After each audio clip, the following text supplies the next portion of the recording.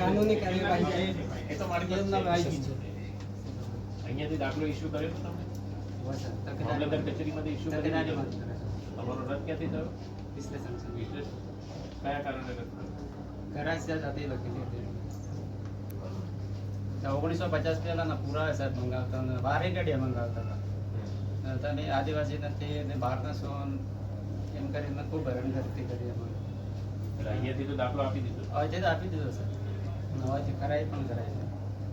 બીજું સાહેબ શ્રી મારી રિક્વેસ્ટ એ છે કે દાતા અમેરિકન તાલુકાની અંદર ટ્રાઇબલ પૂરેપૂરો વિસ્તાર છે જે તે વખતના સમયાંતરે અને છે મોસ્ટ ઓફ રીતે બધાના થાય પણ અત્યારે વાસ્તવિકતા એવી છે કે ચાલે છે તો અત્યારે ગવર્મેન્ટ ગ્રાન્ટ ઓલરેડી આવે છે એની એ આશ્રમ શાળામાં સ્ટુડન્ટ ભણીને જ્યારે 11-12 કરે છે એના પછી ગવર્મેન્ટમાં ફાઇનલ આવે એટલે કે કાસ્ટનો દાખલો કે કેન્સલ જેથી કરી અને બીજો અન્યાય એવો છે એક જ પરિવારમાંથી એક જ ઘરમાંથી જેનો કાસ્ટનો દાખલો ઓલરેડી નીકળ્યો છે ગુજરાત સરકારની અંદર અત્યારે એમાં ઇન્વોલ્વ થવાનું હોય ગવર્મેન્ટમાં નોકરીમાં તો એને કેન્સલ અને અત્યારે બોર્ડર સિક્યુરિટી ફોર્સની અંદર એ જ ઘરમાંથી પરિવારનો દીકરો છે તો એ જાય છે તો એક એવો અન્યાય વસ્તુ છે. આ બધું છે ને મેન આદિજાતિ દાખલોની જરૂર છે.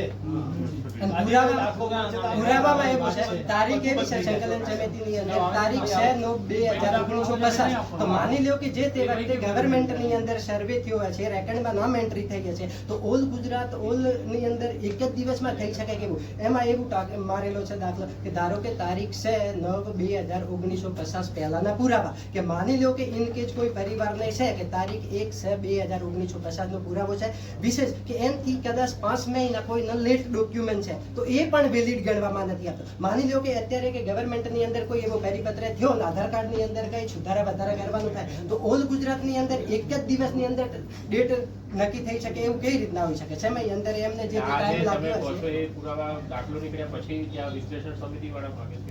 હા એના પછી માં વિશ્લેષણ સમિતિ દાખલા તો ઓલરેડી છે નીકળી ગયા છે હવે પછીના ડાયરેક્ટ ના પાડી છે એવું છે હવે પછી ડાયરેક્ટ તમને પૂછવામાં એટલે હાલ નહીં તે આરામથી તમે પાછળ સાહેબ જતા ધપાના પાછળ શું કહેશો જે રીતે દાખલા નથી નીકળતા તેને લઈને આપને કેટલી તકલીફ પડી રહી છે અને આપણા સમાજના અન્ય યુવાનોને કેટલી તકલીફ છે? સૌપ્રથમ તો હું કહેવા માગીશ કે જે 2018નો ઠરાવ સરકારે પ્રચાર કર્યો છે એ ફક્ત ગીર અને બરડા પૂરતો જ હતો પણ એ સમગ્ર ગુજરાતમાં લઈ લીધો છે અને અત્યારે હાલની પરિસ્થિતિની અંદર 2022ની કેડે દોતા અને અમીરગઢની અંદર જે ગરાસિયા જાતિ એ ડુંગરી ગરાસિયા હોય કે ભીલ ગરાસિયા તે લોકોને સ્કૂલો અથવા તો કોઈ એવી સગવડો રોડ રસ્તાના અભાવના કારણે એ શાળાઓની અંદર ભરની શક્ય નથી અને શાળાઓની અંદર રેકર્ડ પણ મળતા નથી અને એના અભાવે અત્યારે સરકારે એવો ઠરાવ લાવ્યો છે કે 50 પહેલાંનો પુરાવો હોય તો જ તમને જાતિનો દાખલો મળશે ને તમને દાખલો મળશે નહીં. આપનો દાખલો નથી મળી રહ્યો? મારો તો દાખલો કમિટીની અંદર ઓલરેડી બધું ડોક્યુમેન્ટ આપેલો જ છે અને મારો તો સ્કૂટીએ જાતિનું પ્રમાણપત્ર રદ કરવાની પણ કોશિશ કરી છે કે આ ખોટી રીતે દાખલો કઢાયેલો છે. ઓલરેડી તકેદારી પાસેથી મેં કઢાયેલો છે પ્લસ અધિકારી પાસે. દાખલો નહીં મળે તો કેટલું નુકસાન થાય? દાખલાથી નુકસાન થાય ને અમને આદિવાસીઓને અનેક પ્રકારના લાભો મળે છે એનાથી અમે વંચિત રહીશું. આગળ આવનારી પેઢીને પણ અમારા આ નુકસાન રહેવાનું જ છે. માંગ તો એવી છે કે આ નિયમ સરકાર કાઢી નાખે અને 1970ની અંદર જે નવો જે બંધારણીય સુધારો છે એના હિસાબે લેવામાં આવે ને 40 થી 50 વર્ષ પૂરતા જ પુરાવા રાખવા આવે ના આવે તો ચલાવવું જોઈએ પણ હોય તો ચલાવવું જોઈએ. સરકારી પરીક્ષા નહીં મળતો એનું શું કહેશો? સરકારી ઓર્ડર મને લગભગ 2-3 વર્ષ જેવો થઈ ગયો છે. સરકાર આ ઓર્ડર ના હાલે તો હું તો હવે મરી જવા જેવી સ્થિતિ થઈ ગઈ છે મારી તો કોઈ હવે કોઈ ધંધા નથી રોજગાર નથી બેકાર ભમું છું ઓમથી ઓમ ખેત મજૂરી કર્યું છું. શેમાં નોકરી લાગી હતી? ગ્રામસેવકની અંદર. મારું નામ ધ્રાંગી સતીશ કુમાર થાવરાભાઈ ગામ ધનપુરા. સરકારે આ જલ્દી નિર્ણય લાવે તેવી મને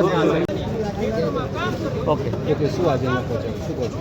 આજે તારીખ 8/2025ના રોજ આખા બનાસકાંઠામાં ટ્રાઇબલ બેલ્ટમાંથી છોકરાઓ જે તે ગવર્મેન્ટની અંદર નોકરીમાં ઓલરેડી ફાઇનલી સિલેક્શન થઈને ઓર્ડર મળ્યા છે એ લોકોને અત્યારે જે તે વખતે કાસ્ટના સર્ટિફિકેટો કાઢેલા હતા એ ઉપરથી એક ઓર્ડર છે કે એ કેન્સલ કરવા માટેના નોટિફિકેશન જારી કરી છે. એટલે હું કે આજે કદાચ જો એ દાખલાઓ વચિત રહેશે તો આવનારી પેઢી આવનારા ટાઈમ માટે એ લોકો કાયમી ધોરણે એમને નુકસાન ભોગવવાનો વારો આવશે. ઓલરેડી જે તે વખત સમય અંતરે એમને ઓલરેડી હતા, હજે બી એ પોતે આદિવાસી જ છે, પણ હવે શી ખબર કઈ રીતના એમ રીતે આદિવાસી આગળ ના વધે એટલા માટે કરી અને એ લોકો જપ્ત કરવામાં આવે છે. એટલે આપની શું માંગો છે? આપણી માંગો એવી છે કે સાહેબ, અત્યારે અમે વર્ષોથી જ્યારે દેશ 1947માં જ્યારે દેશ આઝાદ નહોતો ત્યારથી લઈને અમે દેશ માટે લડત આપી છે. અને જો અમે મૂળભૂત ભારતના હાઈકોર્ટ અને સુપ્રીમ કોર્ટ કહેતી કે દેશના મૂળ માલિક છીએ, અને તેમ છતાં જે એક રજવાડાઓ વખત જે આ ટ્રાઇબલ બેલ્ટની અંદર છૂટાછવાયા વસવાટ કરતા હતા, એમાં જહાજો બંગલાઓ હતા નહીં, લોકલ આવા ગામડાઓમાં જંગલોમાં વસવાટ કરતા, એટલે એ વખત એટલા બધા શિક્ષિત હતા નહીં, ડોક્યુમેન્ટ કે અમુક એવા પુરાવાઓ નથી પડતા. જો ખુદ સરકાર જોડે પુરાવા નથી તો અમારા જોડે ક્યાંથી? અત્યારે પુરાવો આપ્યો તો કે નહીં આપ્યો? સરકારે આપ્યા છે, સમજો તમે. તો એ અત્યારે કે જે કાસ્ટના સર્ટિફિકેટો આપ્યા છે એ કોઈ પણ રીતે કેન્સલ થાય અને એ આગળ ઘણી આગળ વધી ના શકે. એ સરકારની કૂટનીતિ છે. શું નામ તમારું? અરે સુરેશભાઈ પરમાર.